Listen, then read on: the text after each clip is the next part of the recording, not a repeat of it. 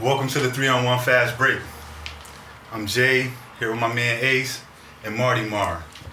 Today we got Marcus Cox in here, bro. Let the people know where you from, man. Marcus Cox from Bridgeport, Connecticut. All right, what side of town? From the West End originally. West End originally. Lennox Ave. Alright, yes. Yeah. So how was your childhood? What was it like growing up? Growing up, man, you know, playing summer league at Bassett with my Uncle Bernie Lofton. I gotta thank my cousin Marcus for getting me involved with playing with a lot of stars early. It's Marcus Lofton. Huh? Marcus Lofton. Marcus Lofton. Man. Yeah, no, I said my Uncle Bernie Lofton. Yeah, Bernie Lofton, Marcus Lofton. Yeah. Marcus, you just said Marcus. Gotta make sure Marcus is full credit. We're good. Yeah, it's my cousin Marcus. But, taking me around a lot of stars, like, hood stars, I would say. Because back then we had a lot of gangs, so you had, you had Bush Mob, and you had, we had gangs over there, Foundation and Nation. But one thing, when we all went to go play basketball, that's where I seen all this talent. Like, I seen these dudes, like, that was beefing hard, like, come on the court, and now they playing. So I'm seeing all types of stars, and I'm like, wow, I want to grow up playing like that. So my cousin Marcus used to bring me to PT. And when I would go to PT, I would play with, a lot of rough kids, because I wasn't from the projects. But, my family was. My father is from the projects, from PT Barnum. So going out there and getting to play with a lot of kids, I was getting punched in the stomach on a layup. But winning them games and showing my talent, it made me start loving the game more, So I took. So you grew up with a mom and a pop. You had your mom and a pop in the same household? Yeah, my father. Yeah, they had a little split, and I lived with my grandmother for a little while. But for the most part, I had my parents most of my life. Okay. So being from the outside of like the projects, can we both say that helped your game a lot? Going to the projects, playing, getting a little bit more tougher? Well, my father, when we used to go play, my father used to go to the Y all the time. And he would bring me to go play at the Y, and so it was a guy, most people want to know as a legend, rest in peace, Buddy Jordan. Okay, my guy. And so Buddy would be like, why you keep putting him on the floor? Buddy. He's like, Steve, you can't do nothing with us, right? My father said, I'm telling you, my son could play. So How old is it? Huh? This when I was had to be about maybe 12. Oh, 11, 12 years old. And so, as an 11, 12-year-old playing with grown-ups, you're like, get out of here. I'm posting them up. I'm doing what I'm doing. And I remember playing against Buddy one day, and I just started going off. Because I knew he was talking junk. I knew he was like, get this little, what you... And then I just watched him just get amazed with me. And I was like, being young like that, knowing Buddy, how good Buddy was. Yeah, facts. That was respect for me, To get his respect. He just would pick me up all the time, and, when I come play, he wanted me to come play with him. And, that's how I really, got real good. Early on, playing with grown-ups. So how old was that? These were 30, 35 and over. 12 years old. My father stopped playing at about 47. So this had to be, he was in his 30s. Oh, okay. So what about the basketball environment growing up around that time, between sixth and 8th grade? What elementary school you played at? Well, this is where it got. What elementary school you played? Let me bring it back. Yeah. So I started off in Roosevelt. Okay, we had a squad. We had a kid named Scott Williamson. We had a point guard, this kid RJ was nice. And back then it was like Travis Neal. That's all you heard about. Travis Church, Neil Jones. That's it. Neil. That's it. So JR was underrated. So who's JR? You might not know JR. Okay. They call him RJ. He played at Roosevelt back then. He didn't play high school like that. He played a little bit for Bassett. He didn't play too much high school, but I'm talking about legend though. So fact. I went up against these guys, and I was playing so good because every morning we'll have rec. So I wanted to be in the first 6th grader to start for Roosevelt. So we playing against like, you know, squads. Reed School always had bombs. You know, but we was always in it for the championship. So it was like a big controversy because Curiel didn't have a team. And I was transferring to Curiel because my parents moved. So I was like, you know, I don't really want to make the, you know, plus I had all my West End friends I grew up with going to Curiel. So I was like, you know, I did some Tremont Water stuff, I guess, back then. Because it was like, let me go play with my boys. Oh, you know, okay, yeah. So I just remember, like, everybody being mad from, you know, from the South End. Like, yo, you traded, you really went over there. And we wound up having a team. And we did pretty good. So, you know, after I went over to Curiel, that's when I started playing AAU, like that 8th grade year. And once I went into AAU, man, it took off. I remember my first AAU tournament, Edmund Saunders picked me up. I used to play at the Sheen Center all the time. So Edmund said, you know what, let's just bring Marcus. So they was like, you sure Marcus is gonna be a freshman? Let's bring him. So we go out to a tournament, and they had a kid, Julian Dunkley, who played against Edmund. Edmund was rated number 2 in the country at that point in time. He was doing the Slam magazine, Slam Diary. So when Ed took me to the tournament, I'm like, I see Kobe Bryant. It was this guy named Shea Cotton. It was just like, these dudes is like, if you look them up, like these dudes is, they didn't go far, like of course Kobe, but you know, Shea Cottons, it was great. They played for UCLA, but they didn't go too much further after that. But they were like legends in like AAU circuit.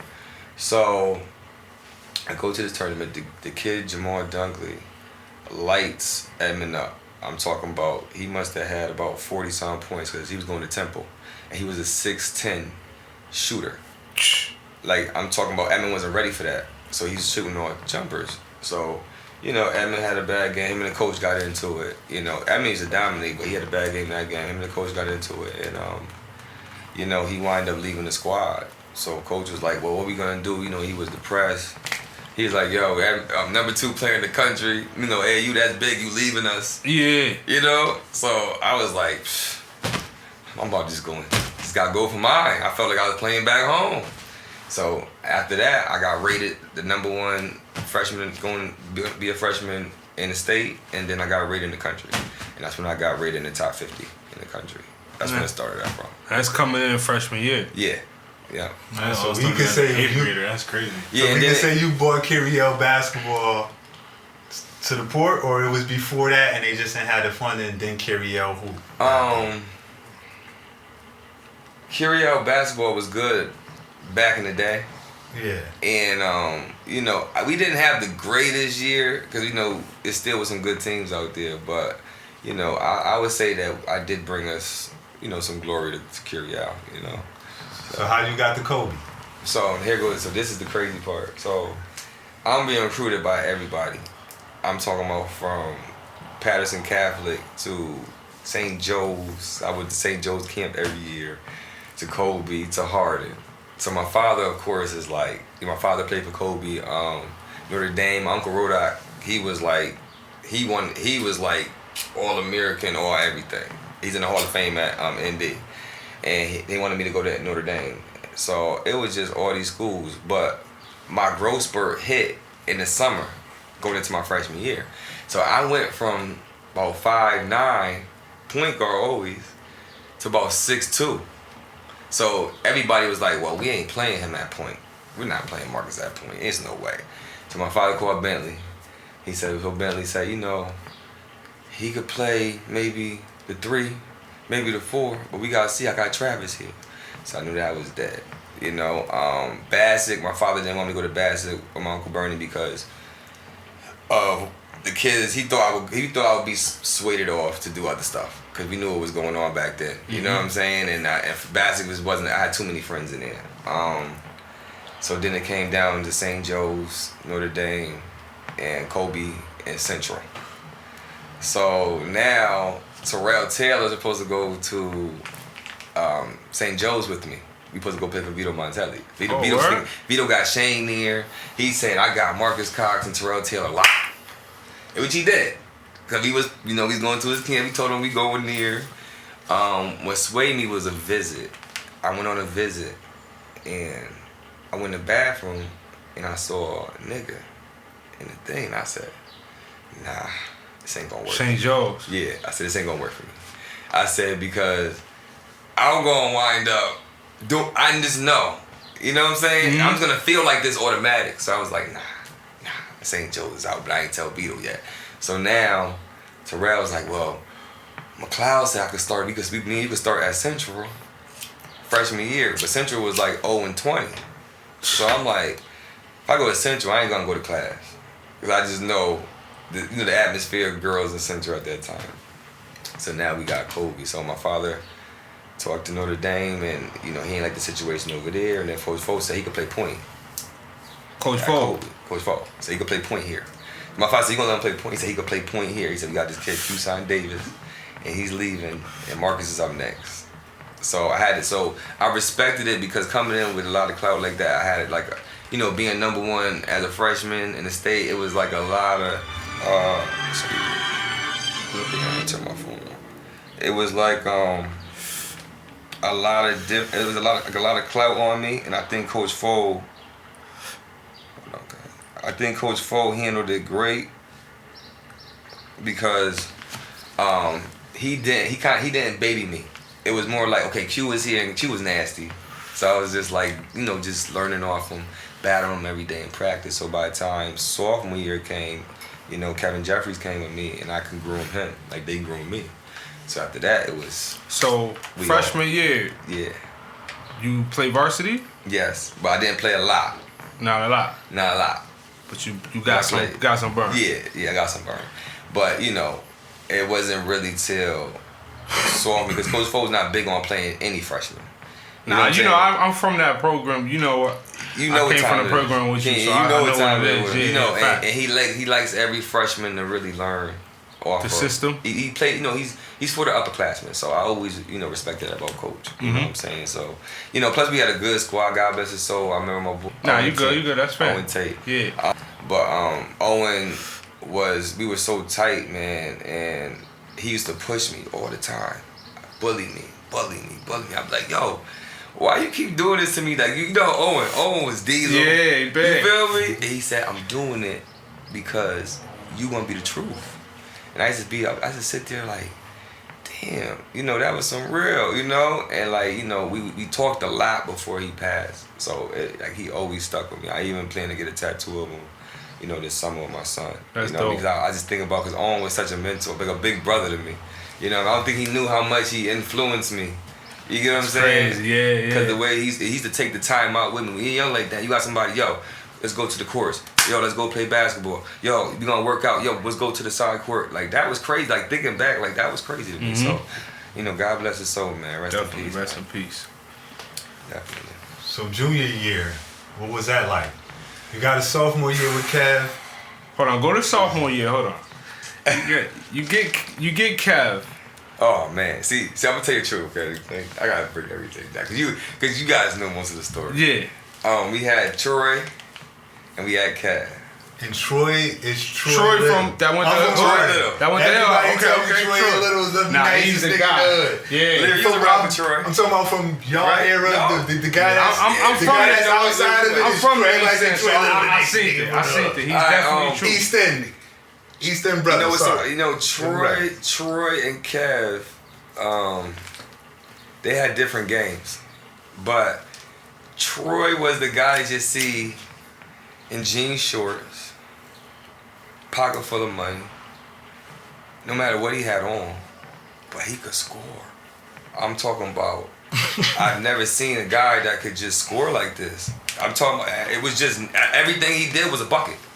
Whereas Kev was a shooter, but it was something more athletically sound about Kev. Because Kev was just like, when he went for a layup, the pizzazz, and I was like, but he you know what I'm talking about.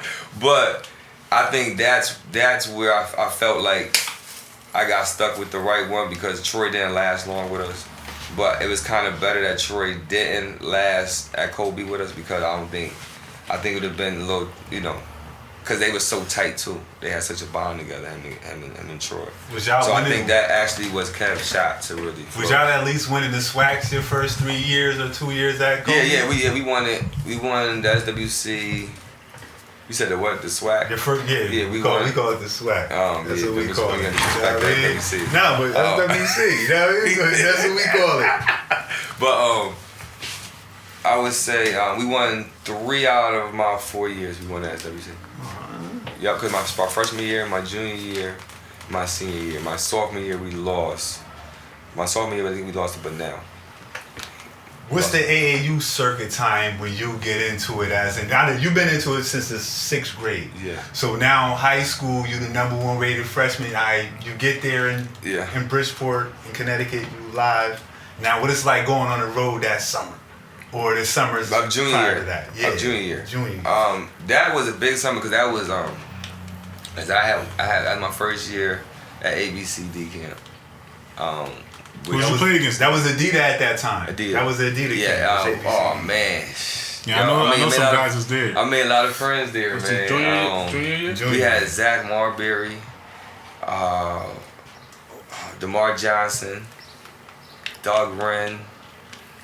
Jason didn't go there. Brett Nelson, I remember Brett Nelson. He was real good for Florida. He was rated at real high. Carlos Boozer. Dwight Gooden. That gotta be Chris Duhan too. Duhan was younger than me. He was Jake. I keep thinking Keith Bogans. Keith Bogans. Talking y'all. Rashad Lewis. Rashad Lewis. Now you starting to name ballers. Oh man, yo, listen. Let me tell you something. See, this is when you know you good. Okay. Majestic Mac. Oh, shit. Andre Beard. That's not Rashad. Oh, that's Omar. Omar. You understand something? It was Nike. It was Adidas. So we Tim Thomas. Kobe Bryant. McGrady would be at our camp, but then you got all the Nike heads. You get what I'm saying? That's where they was raising up the LeBrons and Jason Williams was over there. Nike had a lot of people too. They had that Nike. Like Vince was over there. How heavy Adidas was at that time. Casey Jacobson was over here. Deshaun Stevenson was over there. And we all played together in USA too. I went to go play in the USA camp. But I mean, you gotta understand, we became like real tight. DeJuan Wagner comes in, and he's our roommate in USA. DeJuan Wagner, #1 freshman in the country. And me and Kenny Satterfield saying he ain't getting no burn. He's not playing. No, he's not playing because him and Andre Beard were under us. See, we were the East Coast, so we playing against Deshaun Stevenson, Carlos Boozer. They're the West Coast. Then you got Darius Miles. They had Darius Miles. They had this kid Marcus Taylor. They had Casey Jacobson. No, Casey Jacobson was on the West. Casey Jacobson. This is our. I'm talking. So you felt like you was going to the pros. Jason Capono. Oh God, that's my guy. Jason Capono. Jason Capono was from the West. I didn't believe how good he was. Like, you know what I mean? Because you understand, like me and Kenny sat.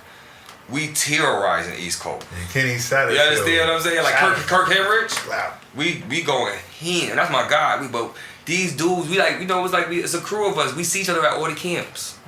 You understand? 'Cause the top 50 is mostly spreading out, seeing everybody. You know what I'm saying? So to play with all those dudes and then to get rated, top 5, top 6 point guards in the country. That was amazing, yo. That's when you start feeling it. So now I'm coming home. Okay? But guess what's tougher? What's tougher?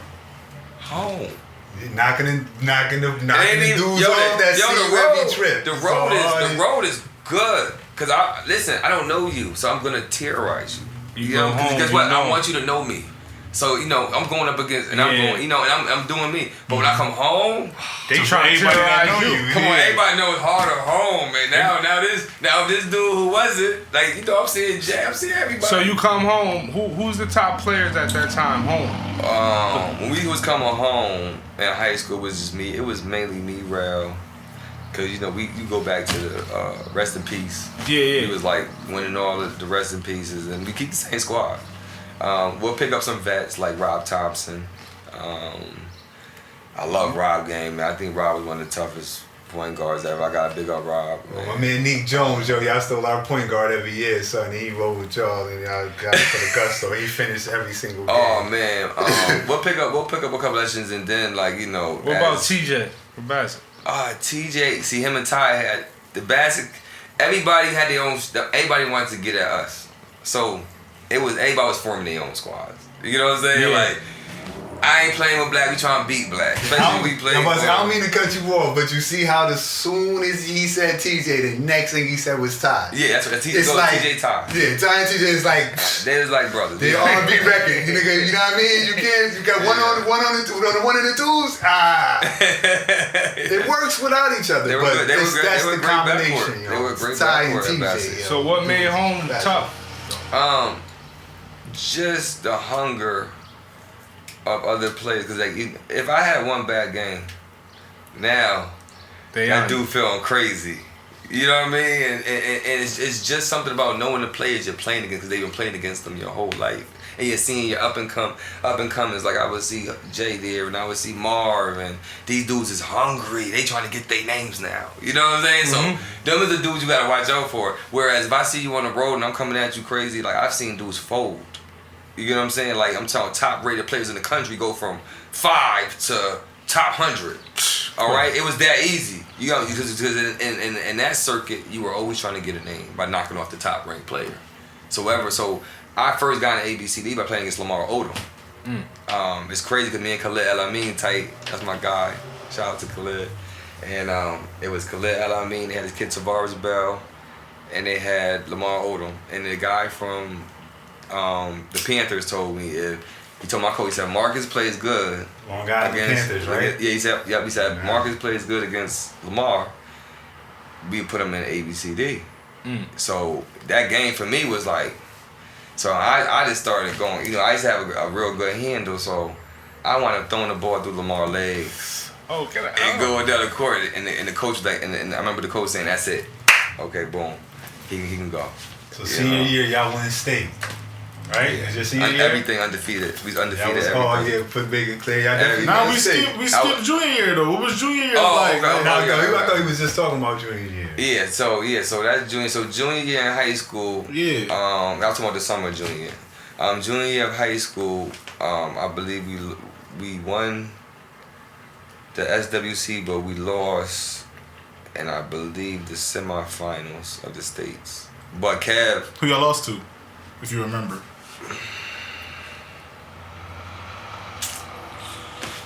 Damn, who did we lose to? I was not there yet. I think I was there your senior year. Yeah, I don't remember. I came in your senior. It might have been like Northwest Catholic or something. With junior year, it was Northwest Catholic we lost to, I believe. Yeah, Northwest Catholic, because they had a squad. You know, they had. So what year you graduated, Mike? I graduated in '99. Yeah, I came in. Yeah, so I think you came in my senior year, right? Yeah, they won undefeated and won it. Yeah, I came in senior year. So yeah, junior year. But the good thing about junior year was I was, Calhoun was coming to a lot of games, and I was really like, it was so crazy because schools, like me and Calhoun was recruiting since like my sophomore year, so we was tight. So it was just like, schools was like, he ain't even gonna recruit Marcus, man. UConn is like top schools. You know, they was great. They was playing good. They was like great in the country, top 5 every year. So they was like, he's gonna go to UConn. So, you know, a lot of schools was trying to, but they didn't feel, capable. But the only school that I think that I really should have took a harder look at was Kansas, because they had Roy Williams told me that he would take me at that time first over Kirk Henrich, and I was just like, damn, Kansas is far. And my father was like, you don't need to be close to home. You need to go. You gotta go. You need to go to Kansas. And I'm like, nah, but I had so much pressure. Yeah, I was saying the system too. I felt Kansas system as a younger kid. Because I had a friend, you ever heard of Roy? Yeah. I say Kansas fit the system too because they play 3 guards. Yeah. They play basically 3-point guards, whether if you 5'10" or you 6'5". Yeah. Will Williams coming out here, we all gonna dribble, pass, shoot, and play off 2 bigs type of shit. That's why I always thought this fit. You ever heard of Royal Ivy? Just to go out there. Yeah. You heard of Royal Ivy? Yeah. That's J Mans. Okay, so me and Royal was tight. I just played with IS8. with him and this team in Cardoza, and Royal, when we went to go play Texas, he said, "Mark, what are you doing? Why don't you come out here?" And I'm like, "Why?" I said, He said, "If you just come to this conference." He was like, "I'm about to go to the league, playing D." And I watched him like get there. Royal was in the league. He a coach now, right? But he was in the league for at least 10 years. Yeah, he on the Thunder bench. Yeah. I think he was with New York last year, though, a couple years ago. Right, he was with New York. Yeah, he did switch squads. He was with New York. He left because I know him and KD. He did switch squads. Because he was staying up with my man in Atlanta. He was living in Atlanta. My man was real tight with him, so I used to talk to him here and there. But yeah, me and Ro came up together. But I watched him from New York go out there and flourish. You know what I'm saying? So it was like, damn. Before we get there, let's get into this senior year basketball team because I like the team. I love the way the team structure was. How y'all, your starting five, your role players. I love that team. So here goes a great. And y'all had a good fight in this. Y'all had a good fight for the money too. I'm gonna tell you why senior year was so great because I signed.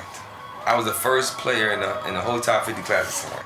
Signed with UCONN. So boom, pressure off, pressure over there. It's time to go. I need everything this year. You know what I mean? So, I set the tone for Kev. I told Kev I wanted that year, I wanted to chill. And he said, "What you mean?" I said, "Because you're gonna score." I said, "I'm gonna chill and get assists, and you're gonna score."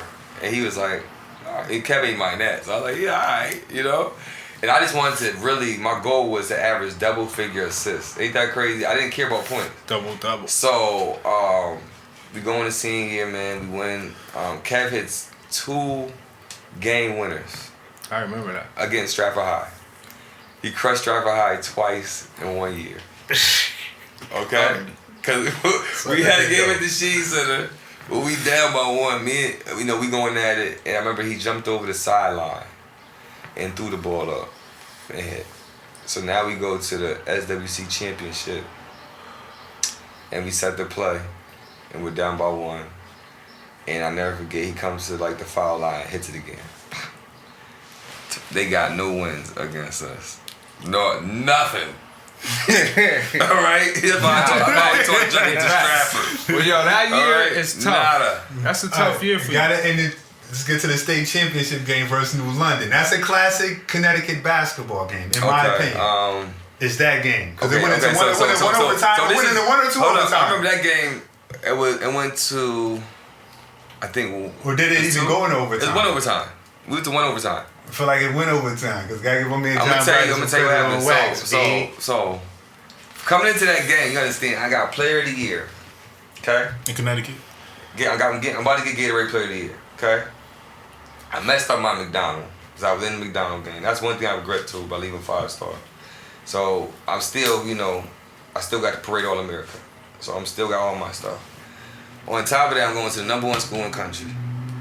Okay? And we got a chance to be undefeated. So I'm like, if we lose this championship, everything I worked for it ain't gonna matter. It ain't gonna matter. So I'm telling them in the locker room, we ain't losing. They got New London got a squad. I ain't seen none of these dudes. All year. I'm talking about, they had this dude named Aaron Strong. What they used to call them? NFC or something? What was that? Nah, it was New London High School. New London. No, they was fine. I remember them dudes. Yo, they had I never seen a squad like this. So when we get up there, they start off the game, they got this 2 guard. He nice. He going to work on us. He going to work. About second quarter, he tears ACL. So I'm just trying to tell you how God worked. Feel me? And God bless him. I ain't mean. Was that the light skin cat? They had a light skin cat. That's Versailles. Yeah, they did. They had another dude. Rob Sanders. Is this not Rob Sanders? It was a shooter or something. They had another guy. They had a squad all together. So they had this dude like Rob Dawes. That's not his name. But they had a squad. So he gets hurt. But it's a battle. We ain't playing good at all. You know what I mean? So I tell them, we're not losing this game, yo. 4th quarter, we down by about at least 11, 12 points. And it's only 3 minutes left. So we go back to the bench, and everybody shh. And I'm like, damn. I said, yo, we ain't losing. I swear we ain't losing this. I said, we not gonna lose. Come on. So we go back out there. I come down, and I knock down, I believe, it was 2 threes. Okay? So now I make a game plan up. They call a timeout. I said, Biter, you are going I was about to say that, Johnny. We're gonna run the same play. I said, look, I said, Cav, mind you. I said, Cav can't be stopped from driving. So I said, you keep driving. But every time you drive, they're gonna come and you're gonna kick it. He's gonna be sitting in that corner. Biden knocked down about 5 threes, man. Fact though. And it was some storybook. I ain't gonna front. So now the crazy part is I'm averaging 17.8. Kev is averaging Kev is averaging either 17.9 or 18 points. Cause I finished the game with 29 points, 12 assists, and 13 rebounds. I passed Kev to average the most on the team. Cause I wasn't gonna finish my senior year averaging the most. Kev was gonna beat me for averaging the most points. You know what I'm saying? So, you know, it was great, man. And then after that, it was on to school. That's crazy. Yeah. Now the transition to UConn. They ranked #1 in the country. They just won the national chip. You the #1 player in Connecticut. You going to UConn. Yes. We was #3 in the nation. We was rated #3 in the nation for recruiting class. It was me, Tony Robinson, and Doug Rent. Going up there was amazing because I used to go up there. I want to cut you off. Sorry to cut you off. Yeah. But tell brothers how nice Doug Rent was that went to Washington. Put like this. If you pull up Seattle's legends, from Isaiah Thomas to Richard Jefferson to Nate Robinson to Jamal Crawford, just mention him in his doc. He was the truth. 45-inch vertical. When I say it was crazy to watch him. He left us and went to Washington. And he's supposed to go to the draft. I think he got caught up in some stuff, but I mean, Doug was amazing. I just talked to him. Shout out to Doug too. I just talked to Doug like 2 weeks ago. I heard you said his name about 1 or 2 times earlier. And I'm like, hold up, God, you gotta let him go. Doug Rent. Yeah, Doug cool peoples, man. Was official cool peoples. Yeah. So going in freshman year, you know, playing pickup at UConn is not your average pickup because you always have pros that come back. So we always had Kevin Ollie, Ray Allen, Daniel Marshall, Donnie Marshall, Ricky Moore, Rip. So it was always like a star-studded event, you know, when you're playing pickup. You know what I'm saying? So it kept you on your A game. I just think that my freshman year, I think I was overwhelmed. Because, you know, coming in and, you know, because they thought prep school might be good for me because I was only 170 pounds going into. I was going to ask you that. Remember how skinny I was? Mm-hmm. So they was just so cool. So Calhoun was like, nah, we need him now. You know. So going in there, it was, you ever get caught up watching? You get what I'm saying? Cause we played against star studs every night. And I almost got caught up in just watching. And also, from what Calhoun wanted out of me,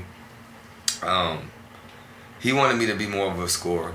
And I was trying to be the perfect point guard at that point. Because I felt like, you know, I was that type of guard. Like, if you give me a squad, I could facilitate. You get what I'm saying? That's what I do. Where Calhoun was like, yo, I seen you score. We need you out here. You from Bridgeport, right? You just be out here getting buckets. You know? And it was, I just think the mind state I was in was just to be a perfect point guard. So I didn't flourish as much my freshman year. But to be still asked to go to Greece because Calhoun felt I was going to be the up-and-coming my sophomore year. And I played with Hollis Price, Anthony Glover. Oh, man, who was on that team? We had this dude from Missouri who was real good. We had a couple pros that played with us. We went to Greece. So that gave me a lot of confidence. Was Kareem Rush your time? Kareem Rush, Kareem Rush was at ABCD with me. Kareem Rush was that dude around 1 year before me though. Kareem Rush finished my year. I'm sorry, we was Parade All America together, '99. But that got me. Well, say Parade All American. You mentioned again. Let people know Parade All American is like that's the middle of the country. That's like the Chicago type of All American. The Parade All American. Parade All American, which was important in our area. It was like the Super 15 of our time. Parade All American. You gotta be a Parade All American. Like you gotta, if you don't make at least the top 4 teams, like you get about, it's like I think about maybe 5 teams, but if you make like the 3 or 4, then that's real respect. You know what I'm saying? Because the Parade All America is the top in the nation. You're gonna see all the top dudes parade all America. So that was dope, you know. But yeah, going into my sophomore year, you know, coming from Greece, man, it was amazing. I was just like honored from that. Told me, you know, let me go over there after having the freshman year I didn't feel I had a great year. So he told me like this is your spot. So sophomore year is when I went into the battle with Talik Brown, which is my guy. Shout out to Talik, man. We both felt we pushed each other. You know what I'm saying? We started together, and I think when I started maybe the Brown game, and you know, it was already rumors of people telling me to transfer after freshman year, because you gotta remember, I still had every top school still wanting me to come. You know what I'm saying? So it didn't stop. It was like, come on now. And they were like, listen, Calhoun is gonna go New York. So let's, you know, I don't know if you're gonna be all right in there. You know what I'm saying? Mm-hmm. And it was nothing. I felt as a player, I should have stepped up to the challenge, wanting to stay there more. You get what I'm saying? Mm-hmm. And I think my sophomore year, when I stayed up at school the whole summer, and I gave it my all, and I seen, like, you know, certain stuff happen. You know, politics of different stuff, but I don't really like to blame all that stuff. You know what I'm saying? Because we had a fair shot. I had my dream of starting for UConn. Mm-hmm. I started 5 games. You know, we went to the Mile Invitational. You know what I mean? And then it was even greater transferring, because I didn't realize how much. Before we talk about transferring, what was it like playing with Jimmy Calhoun? Playing for Jimmy Calhoun? You know what? I love like? Calhoun. That might be my favorite college coach. One or two. He in the top 2. Yeah, he in there. Top 3. Calhoun, I learned what a real coach was playing for him, because Calhoun has his PhD in psychology. So everything is psychological with him. You know what I'm saying? Like, Calhoun is like 5 different people. So if we're in practice, smoothest guy ever. You know, you see him in the game, he's going crazy. He's cussing everybody out. He's cussing his assistants out. He's talking. You just look at it. It's like when the lights come on, it was like, whoa. But it was game time. Let's go. You know what I'm saying? But Calhoun he pushed me in a lot of different ways, because I think that, like, even talking today, he wanted me to be something that he didn't know how to get anything else out of me, because I was rebellious. So if he yelled at me, I was mad. I was yelling back. You know what I'm saying? And I started battling him, where he wanted me to take that out on the court. Like Bentley. Like, Bentley talking junk to you. That's the part of maybe being coached by a Bentley would have made me a little different. You understand what I'm saying? Yeah. Coach Foe was tough. Don't get it twisted. Mm-hmm. But I just felt Bentley in him. So it's so crazy, because Bentley came up to the school to talk to Calhoun about me staying here, because I was, you know, was going to transfer.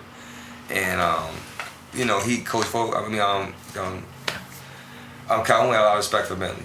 You know what I mean? But Calhoun was a good coach, and the thing I like about Calhoun is, like, no matter what happened on the court, man, you can call that dude anytime. Like, he's still to this day, like, I just did a golf fundraiser and raised some money for you know, different community centers, and he helped me, you know, get some people out there. He helped me do it, put it together, and I thought that was dope. He signed his name on the dotted line. Cool. He's gonna be there. You know what I'm saying? Still a fan, basically. You part of the fan. That's what I'm saying. He's still, like, after all that, you know, even though I think me and him had a different relationship.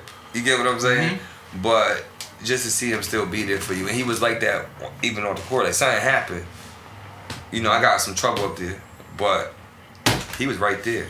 What about the transfer process now, from you going from? So now, hold on. Before the transfer, going to the home, you going to the biggest school in the home state. Mm-hmm. What was that pressure like? You could come home when you want. Yeah. You know what I mean? When you doing all that, is it like, damn, should I went to Kansas, or was that pressure part of the part? Like, I gotta leave. You gotta understand, Bridgeport was rocking at that time. And I'm talking about in a drug game. So coming home and being a celebrity was great at that time. Mm-hmm. But it was also staggering, big time. I mean, I'm talking about I remember we beat Arizona, and we on CBS, and I'm in Kangaroos by 9:30, cause I remember I'm home. Listen, Where we going? We in Alley Cat. Yeah. But it was bad because I was just like, it was just the celebrity in home. And that's what my father was like, he wanted me out. You know what I'm saying? So that part of it was tough. You know, and I look back, because, you know, when you go hindsight, you look back, you like, damn, yo, come on, Mark. You know what I'm saying? Like, you had the setup, man. So I can only blame myself, and I really do. And I don't like to do, like, everything, like my father said, everything I control. Everything was in my control. It was just the decisions that I was making. You know, I was too intrigued with what was going on home. And then, you know, you got a lot of drug dealers. They give me whatever I want. Dudes flying up to school, bringing sneakers. You know what I'm saying? Yeah. Like, you know, we You're a legend, man. But it was just like chilling and watching it because, you know, Richard Hamilton took care of us. Like, we had Jordans way before they came out. To the point I come home, I give my cousin Noonie everything. Nah, I remember. You know what I'm saying? I was right down the street from Eastern. But it was just like, you know, I should have been more focused on the task at hand. Facts. I was just living the life. Man. So, you know what I'm saying? So I'm like, okay, I got a little bit, and I'll never forget. This is a story I want to tell. Shout out to Karan Butler, my God. Karan, when we first got there, you know, UConn big party school. So I had to, you know, Karan used to be with us all the time. So Karan was chubby. And he had handles, so we call him, he's like, fat boy could dribble, mess with him all the time, feel me? But, you know, Karan would be tired because we'll go out and we'll get nice and then try to come to practice. But, you know, we started, you know, being used to doing that. And I remember one day, we just destroyed him in practice. And, you know, we were sophomores, though. He was a freshman. And he was just like, yo, he came to the room. I'll never forget, because Karan had 2 kids. Maybe 2 or 3 kids coming into college. So he said, yo, I'm done with y'all. Don't call me for this bullshit. Only call me if you want to work out. That's it. And we was like, get out of here, dude. You bugging, you know? He's like, we going out. You gonna be out tomorrow. Yeah. You never seen him again. And I tell you, he went on a diet plan. He was practicing. I'm watching this. I'm like, yo, Karan not playing. So I watched him get himself to where he became. You get what I'm saying? That's crazy. So watching that transition and being that type of life, I wanted to live a party life. And it bit me in so many different ways, man. But to transfer, I don't know if y'all want to get to that yet. I'm with you. Yeah. But to get to the transfer part. Now, see, this is where it gets bad. Because, number one, my knee is already... But Calhoun didn't believe in surgeries. It was ice and stem. Ice and stem. I seen somebody hip coming out. And they get a little shot and, okay, go back and play. We'll deal with that. You know, season was in. We was like football players. We got to play. So transferring, you know, Calhoun, you know, Ben Gordon was coming in. I had hosted, you know, I be talking to Ben here and there, too. Ben was coming in. He was the host when Cass was coming through the UConn. He was one of the hosts. He was one of the main hosts. But I knew Ben prior because my boy lived in Portchester. Now, but that's important because when you host him, you can sign up the next day. Whoop, yo. So now sign him up. So now they you know, of course, you know, we the new guy. They dogging Ben out, but I know how good Ben is. I know. I'm like, yo, me and him to league, we gonna have to share. If we stay at June, we got to share, and there's no way I got schools I can start. So, you know, he comes in, and you know, I remember he dunked on Suleiman Wan so crazy, and nobody and everybody shut up after that. Cause they was dissing him. I was like, I'm telling you, he nice. And then he came down, he got mad, and he flushed it. I'll never forget that dunk. But you know, transferring, Calhoun wanted me to stay, and I was just like, you know, coach. You know, but he said, I understand you want to go on and play, but he did not want me to go to UMass. That was a rifle. Don't go to UMass. And I was just like, damn. UMass up the road. Of course, I'm thinking I'm still home. So now I look in the magazine, Dick Vitale got me #1 transfer in the country. Okay, so they got me newcomer of the year to the A-10, you know, but I picked UMass because the schools that came down to, because Steve Lapis was at Villanova. Mm-hmm. Steve Lapis went to UMass, so we both figuring we both from the Big East, we about to go to the A-10 and tear it up. You know what I mean? Because I had Pete Gillen at Virginia, and I had Rhode Island, and I had NC State. So I was like, you know what? I'm a home guy. I'm a home state guy. You know, let me just try to do UMass, Massachusetts. So we go to UMass, me and him. And when I get to Massachusetts, I'm still like in La La Land because of the respect I'm getting from being from UConn. You understand? Yeah. But nobody told me that David West, Jameer Nelson, Delonte West, Ramon Sato, Marty Collins. Yo, it's packed. I'm like, yo, who are these dudes? Is nice because you know, coming from the Big East, we don't. A10 is like, oh, we ain't real with the A10, but A10 was coming up, so I'm like, yo, this conference is tough. You know what I'm saying? Yeah. But I wound up playing way better at UMass. I started. My junior year when it came in, went to Maui. We almost beat Indiana to Maui, and I feel like if we would have beat Indiana, because we came home, we played UConn. When we played UConn, I'll never forget, because Okafor had just came to see me at the school. So it was Okafor, Ben Gordon, Tony Robinson, Talik. Karan had already left. Karan had just left. This is my junior. Remember, I had to sit out 1 year because Karan went to the pros. Mm-hmm. They had this kid, Johnny Sullivan was there. They had Rashad Anderson. Yeah. Okay. Shooter. Hold up. Sharp shooter. Hold up. Glad you said that. Rashad Anderson was there. I mean, Denham Brown was there too. Denham Brown didn't do nothing against us. He was there, but Denham Brown didn't do nothing. So we go in, and of course I'm starting for you, man. And I never forget my father and my boys, McGrew and all them was up in the stands, and they was like, yo, they going crazy booing me right now. They calling me a traitor, all that type of stuff. So now I'm hyped up. I'm like, fuck, we gonna bust their ass. So we go out there, and we was up 32-9 at halftime. So we blowing their ass out. I'm going crazy, Lab is going crazy. And I'm like, yo, we gotta keep pushing this. We can't stop this. I'm telling you, because once they get going, it's going. We don't got Rashad Anderson in the scouting report. He's not in the scouting report. We don't know who he is, okay? We get in the game. Sharp shooter. Okay? We in the game, mm-hmm. okay? Yeah. So I'm up there like, oh, damn, like, so Lab is like, hold the ball. I'm telling you ain't gonna work. So we go out there, he wanna do the pass game. Cause he understand something. We beat UConn. We getting ranked probably, we move everything, especially for me. Especially with the pro setup and everything's gonna go my way. So I'll never forget, my boy Jackie Robinson come down for a dunk, and Okafor put it all over the backboard. So once he punched it, they just went on a run. That's when we met Rashad Anderson. He knocked down 7 threes against us, y'all. And when I tell you, want to see like a video game, somebody go on fire, this boy was on fire. We coached, Lab was like, who is that? Who is he?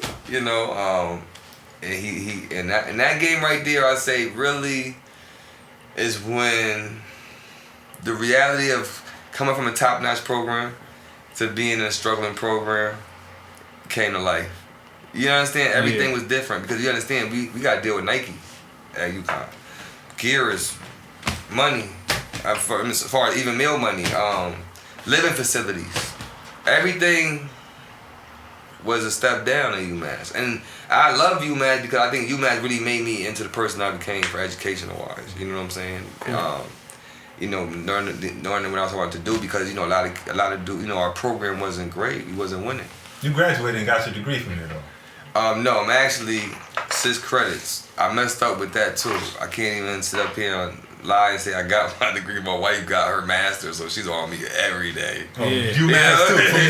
From UMass. No, I met my wife in UMass. The thing with that is that I got 6 credits left, so I'm planning to finish it. Gotta finish it, bro. This year, yeah. I'm definitely gonna finish it. But you know, once I was lucky to get into the state early. You know what I mean? I've been in state 12 years, so 1 year out of college, I got into the state. You get what I'm saying? Maybe a year and a half. So it's like I gotta get it though. You know, it's important. I want my kid to know I graduated. You know what I'm saying? Facts. But after that, man, you know, I went to the doctor because my knee was swelling up my junior year, and I had this much cartilage left in my knee. You know, that's the cushion in your knee. And the doctor said, I'm sorry, but you have a knee of a 63-year-old. And he is like, if you continue to play basketball on this, you're gonna be with the king. And you're too young for a knee replacement. So I'm sitting up here like, oh my God. So like, you know, that's a depression when you're like, okay, I could come back and try it. Which I was. And I remember it was a exhibition game before my senior year. And I popped it, like almost like it's just like my knee just popped and I fell and I was just like, the coach was like, this is it. Cause the bone to bone was too much at that time. You know what I'm saying? Dang. So he told me he gave me a job at Philly Dickinson coaching, which I wish I probably would have went. I would have got my degree quicker. You know, I forward my senior year. I still had my scholarship. I even had my scholarship. That's why I said I messed up. I didn't have my scholarship to the summer. So, you know, education is a big deal to me. That's why I definitely got to finish because, you know, I feel as though as young black men, we think basketball is always what we have to do. Mm-hmm. But it's a million ways to help and stay around the game, you know, and, you know, give back, man. So, you know, it was depressing. But, you know, I climbed out of it. And once I started really, you know, I do my basketball camp now. Once I started really teaching kids and doing camps and skill development, I got it all back. You know what I mean? I got the love back because, you know, sometimes when you're coaching and you see the kid play, that's what you're telling him. That's how you play. So what's the name of the program? It's New England Supreme. Me and my cousin, Ty Santos. Okay. We've been doing it for been about at least 4 years now, and we have a management deal with Western Connecticut. We do their middle school AAU. Okay. I do a top 40 camp, which we didn't do the past year because of all this stuff and the year before. So, what ages is that? Top 40 is my camp is we do skill development clinics from ranges from 8 to 18. Okay. The middle school league it starts at about 5th to 8th grade. We do that in the winter time, and I like it. I can provide guys with jobs, you know. So you get paid $4,000 to coach, and you know get assistant $4,000. So I like doing that to provide jobs too. Helping the community. We do the top 40. The top 40 is high school. It's the underclassmen in high school. So it's the top underclassmen from all around. Connecticut. Yeah, we had some good camps, man. We had the kid Max Edwards. He attended camps. What's the kid in prep now from Fairfield Prep? My guy. Avery. Oh, I love Avery. Okay, I think he's gonna be a star. We had a lot of great, my little cousin Ty Santos. We had a lot of great players coming through, man. So we want to keep that going. And I just like to help the kids out now and give back, man. I love it, you know. I love giving my gift to other kids and helping the community out. I'm really big into that right now. That's what you was made for, probably, bro. Yeah, you know what, I said that too. I said I think that I had a lot of natural talent, but like my father told me, he was like, natural talent only gets you but so far. Mm-hmm. You gotta work. And I used to tell my father, he's trying to get me up to go jog, do stuff, and I used to be like, I'm all right. I'm still gonna go have 30 tonight. You understand? But that natural talent runs out. And I tell all kids, you gotta work. But more than anything, you know, I really want to provide, you know, a lot of jobs in the future. A lot of educational programs for kids. Cause you know, I don't feel that we have to just play ball no more, man. I feel like we could have so many different careers going on. You know what I mean? I mean, this is the age of making money, man. Like the internet, you got kids that's like 5 years old on the internet making money, man. So that's what I'm into. And just helping, you know, we need more people to come together to help our kids. You know what I mean? We need it. Facts. So that's cool. We kind of I was about to ask him, you got anything you want to tell the people? So like you told them it already. I just want to shout out my group members, Rich, Wes, London, Larry Love, Phil Plummer, Sutton, let me see, Artist, Dez, and Pat Menard. Those are my guys, man. Shout out my son. I'm about to say, you just had a little one. Yeah, he's a monster. How old is he? He's 2 now. Oh, okay. Yeah, so I'm trying to get him in soccer ASAP. Soccer. That's why, I think soccer develops the footwork. My son was You know what supposed I to be mean? his first year this year, but the COVID messed it up. Yo, this COVID is messing everything Messing up. up for I him. got so many kids that's can't even start school, and the COVID, man, it messed us up, man. But we'll get through it though, and they'll make everything work, man. Everything in God's hands. Facts. That's all we could do about that. So anything for the world, about the world, what's going on in the world? You want to touch on that real quick? I feel like you were speaking, touching on that too. My thing is that, we can only control but so much, but I think as a people, as black people and just minorities in general, I think that we need to, it starts with us black people, though, we need to come together.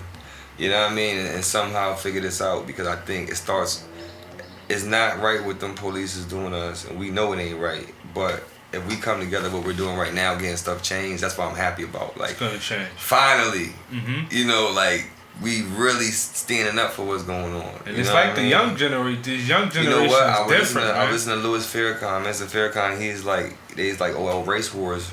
They're trying to start a race war, and he's like, I'm not worried about that. He was like, because our youth have so much in common. Yeah, it's different. If you see the protests, like they out there with us. Our culture is in. Yeah. You know what I mean? They say black is in. Yeah. But at the same time, for our kids, I feel like we gotta do more. Everybody gotta play their part in this. Everybody gotta do something. Mm-hmm. You know what I'm saying? And we gotta do this for our kids, because I can't imagine my son being killed by a cop, man. You know what I'm saying? But this is happening Facts. every day. You know what I mean? Yeah, we are the targeted. So, I think as black people, we just need to come together, man. And we All right, man. Thanks for coming through. We appreciate it, bro. Yeah. Now, More this is than another appreciate legend it, on man. wax, man. Salute. This was fun, Salute, man. Thank y'all, You man. ain't have to All come right. here. We know how it is, bro. I I appreciate y'all, appreciate it. man. For real. All right. We signing out, man. Thanks. Peace. Yeah, that was